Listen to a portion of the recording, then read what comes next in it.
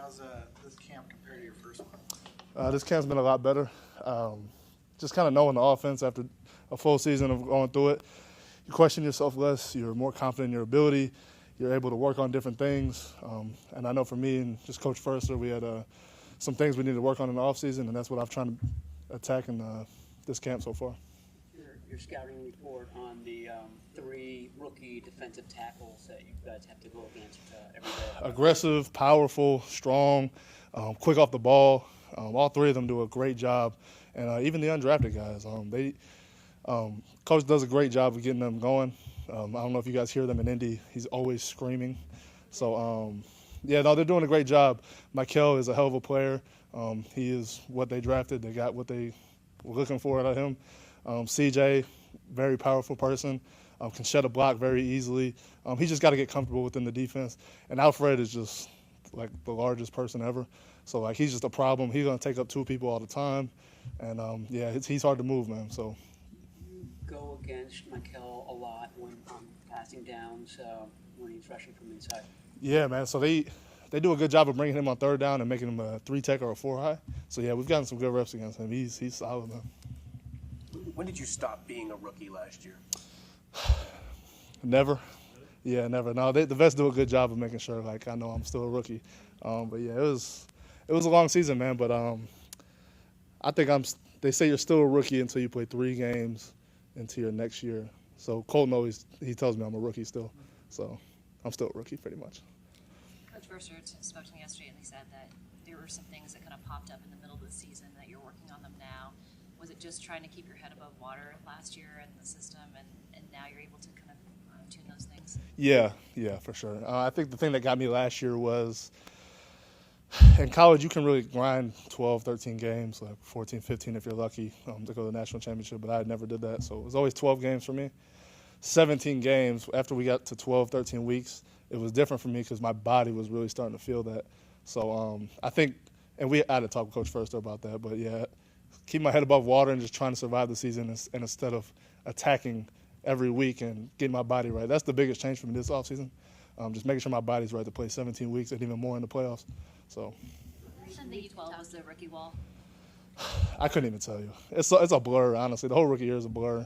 I'm just ready to go to Seattle week 1. So what'd you do to get ready this offseason? You said it, you get ready. What'd you do? Just attack training, make sure my body's right. Everything that was hurting last year, just make sure I attacked it in the training room and got right with that. And once I felt really good, just lifted. I really pushed myself in the weight room, and then cardio obviously is a big thing. I showed up at this camp really in shape. I felt like this is the best shape I've been in. So that was huge. And it's hard to work on the little fundamentals when you're really not playing football. You're just going against a bag and punching a bag. But I tried, and it's paying off so far. I feel like these last 2 or 3 practices, I'm really starting to get back into my groove, and I'm starting to feel good again. The biggest jump from? You were able to have a pretty strong year as a rookie last season. So when you went into the offseason, what were some of those things on your bulletin board or in your notes that you said, I needed to get better at this, this, and this coming into this season to build on what I did last season? Yeah, good question. I think number 1 was my body. I need to make sure that's in check at all times and be able to be strong enough to play football late season. Number 2, probably just pass pro in general, one-on-ones, winning the money down. I think a lot of it, I didn't really have much of a plan a lot of the time, and me and CFO would always talk about that throughout the season. But I think coming to this training camp, having a plan, knowing where I'm going to throw my hands, what the defender's going to give me, just not kind of going out there and surviving. And that's going to be the biggest difference for me this year. And, really just those 2 things. You mentioned some of the undrafted guys. What's it like banging heads with Valdez, the undrafted rookie? I actually haven't gone against him yet. But from what I see, we call him the Hulk. He looks crazy. He's really built. He's fast. He's twitchy. He's good off the ball. He gives us trouble in one-on-one pass situations because he's really twitchy and he's got good hands. But once he gets going, he's going to be a problem. I think they got a good one with him.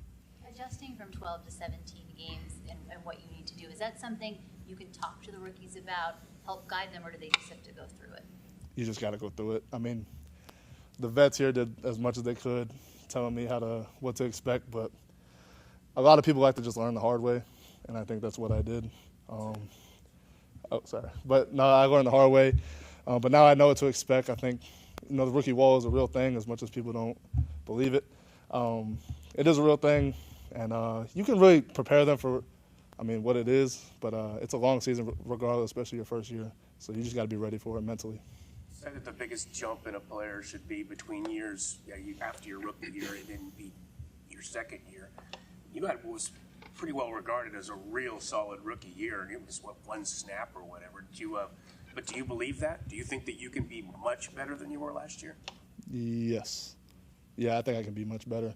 There's people, everyone, you have a good year and people see what they see.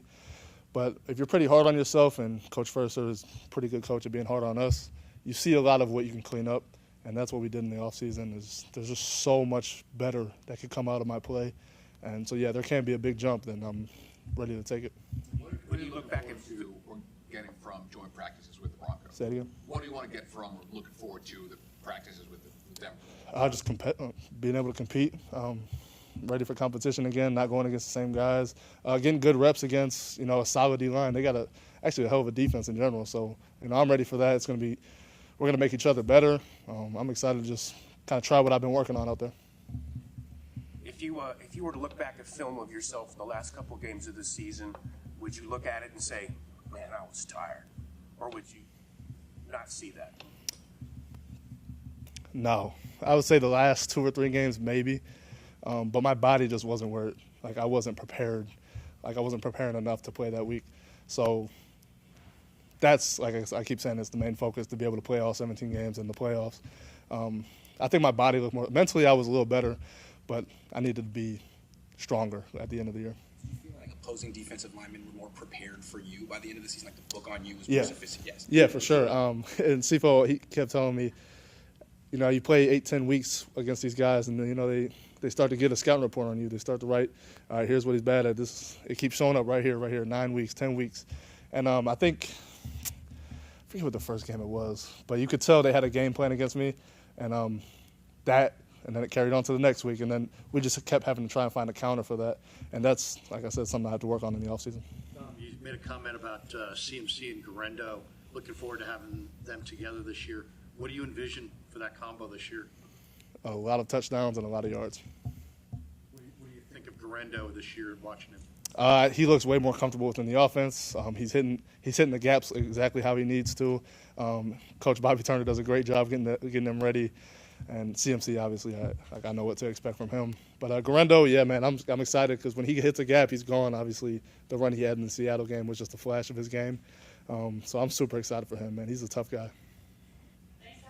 Thank you, guys. Appreciate it. Really, he's just putting me on game, honestly. Like, just me going against him every day at practice, being able to see the type of tempo and how fast he gets out of his brace and how strong his hands are. So, really, anytime I can get that matchup, I'm always trying to make sure I'm on my P's and Q's just because of the type of player he is. Yeah, the early deep ball on you, though, does that? Yeah. That's why it's like I just got to have a short memory and just get ready for the next play because, yeah, he's a good player. So, it's like I always got to make sure I'm on my game because I know he's going to bring his best every time he line up. You've been one of the players that throughout all of training camp, when we talk to players, they're speaking really highly of you, coaches speaking really highly of you, saying that you kind of are just one of the rookies that is just focused on being successful, watching film, asking the right questions. What was your mindset coming into being a pro? Was it, let me make sure I do all the right things so I can set myself apart, or you just naturally do these things? I feel like it's just me soaking up the game from everybody else, just really figuring out what the standard was and the type of tradition that the 49ers always had. So it was really just me just picking the brains of all the vets and all the coaches and just me being me. And I just feel like all the vets always, like, they kind of gelled around, like, my mindset. So it's always kind of easier for me to just talk to them and for me to always just feed off their game and things like that. So I just feel like the vets and the coaches really just kind of make it easy for me to be me. You won your first one-on-one versus Russell Gage today. Yeah. I mean, the whole defensive group jumped up and down. I mean, what does it feel like to have that support behind you and then just to go through that rep? Honestly, amazing just because, like, all the guys, like, one-on-ones, it's like, it's for the receivers, but everybody know, like, we always got to get our little win. So it's like going against a dude like Gage who's, like, a real vet. So it's like anytime he's going up there, I'm trying to hurry up and get the best of him and, like, or get any type of rep I can against him just because I know with the type of mentality he's going to come to the line. So it's like I know if I can get a win against him, then I know it's like, okay, I might be doing something good. So me seeing after the play, me seeing all the guys rally behind me, it was real turn. It was real fun at that time. You always light up against him with one-on-ones. spots. Yeah, always. Just because the type of release package he has and just the type of how savvy he is as a receiver, and I know like I won't get that from a lot of other receivers. So it's like I'd rather just try to go against the best of the best every time. You have to talk to the coaches about making sure that was the lineup, that's who you're going up against. No, it was just really like something like it's just a competitive thing, like just seeing like what's the work out there and just really just anybody who goes up there, like I'll line up against them, but it's like somehow after everybody goes and me and him always just end up going back against each other again. What's that relationship been like with him? Oh, it's been competitive. You know, he wins some. Sometimes I might win a couple, but it's like he been winning, so it's like it's been fun. Really, just trying to soak up as much game as I could against the vets, and really just seeing how I'm matching up against everybody. So it's been fun. When it comes to You talk about the vets, and you got Fred Warner behind you. Yeah. Sometimes Nick Bosa right next to you. Yeah. What is that like for a rookie to see that? I mean, it's fun because like these were the people I was been looking up to playing Madden with for years. So it's like now it's kind of like I got to make sure I'm on my P's and Q's, so I'm not letting the guy next to me down. And like being at nickel, me and Fred's talking almost every play, so I got to make sure I'm on my P's and Q's because the last thing I want to do is let one of the vets down. You reached out to K1 Williams. Yeah. Can you tell us about that? Really just reaching out to him just so I could just pick his brain and see like how he played a lot of concepts, technique, and things like that. Really just trying to figure out like how I could be the best me, but always knowing like what the standard was before I came in. I just want to see what the standard was and see if I could try to surpass that standard. Where does your competitive edge come from? I guess since I was young, just a lot of doubt that I always heard and just things like that. Always the outside noise. So I always felt like I always kept that chip on my shoulder because always the I'm gonna prove you wrong chip. Are you as competitive in playing Madden and anything you do? I'm or is it competitive. mostly a I football? don't know what I'm a competitive in anything. Like we could be playing chess, we could be walking down the hall, we can be going to the groceries. I'm gonna be competitive. It don't matter what it is. I'm gonna be competitive at it. And the cornerbacks have a lot of different personalities. What's the vibe in that room like? It's a great vibe. I don't go in there one day like I don't go in there one day without just laughing and just without just enjoying the time with the boys. It's a great atmosphere every time I walk into the facility. Just being in team meeting, or DB meeting, special teams meeting, or just out there on the field. So I feel like it just fits me. It's my type of vibe, and everybody just gels along good. Curious to know how you and Diamador have gelled. Yeah. You guys seem to spend a lot of time with each other out there on the field, kind of talking amongst each other. Did y'all spend a lot of time in the off season together? I've been at his house a couple of times, so it's really just me, just same thing I guess as Kawan, just me being able to just pick his brain and just seeing how can I just come into the defense and do the same thing that you did, and just really just trying to pick his brain and feed off his game and things like that, because he's a great player. He's been doing it at a high level for a long time, so like, I'm trying to come in and make my impact the same way. What's one of the things that he's said to you up to this point that really stuck with you? Is really just being yourself, like finding your technique. Like that's what training camp's for, like finding your technique, making a lot of plays, but also trusting in your ability. So that's really like one thing that he's always telling me every day. Just trust your ability, be you, and just everything else gonna fall into its place. Commodore said that after the time spent in his house, he felt like the defense really slowed down for you. Yeah. Do you feel that way? Yeah, but I always feel like it's always some type of nuance that our offense throws that is just like, oh dang, I got to make sure I'm right there. But yeah, I feel like after our conversation at the house, somewhat it kind of slowed down for me. It really helped me a lot though, as far as like knowing when things are going to come, or just knowing like motions and things like that. The coaches have really touted your film study habits. When you got drafted, I'm curious, like how quickly did you come up with a plan? Right when they sent me the playbook, I was trying to get on it immediately. So we started Zooms immediately. So right when I got the playbook and I really figured everything out, that's when I really started trying to get a jump on everything. Was that like day of, day after? It's probably the next day. Honestly, yeah, it was the next day or the day after, 2 days, but it was for sure in that 48-hour span. What was Coach Raven like for you? Say it again? What's Coach Raven like for you? Good. I ain't gonna lie. It's been good. He brings that energy every day. Like every day he's either bumping into me, telling me what's up, little dude. Some type of thing to just get me going, keep everybody excited. He's always bringing that energy and all that juice and that competitive side to him. I feel like he's just like me, just a coach now. So I feel like it's always good energy with me and him. It's always good vibes and things like that. What about his competition with Daniel Brooks?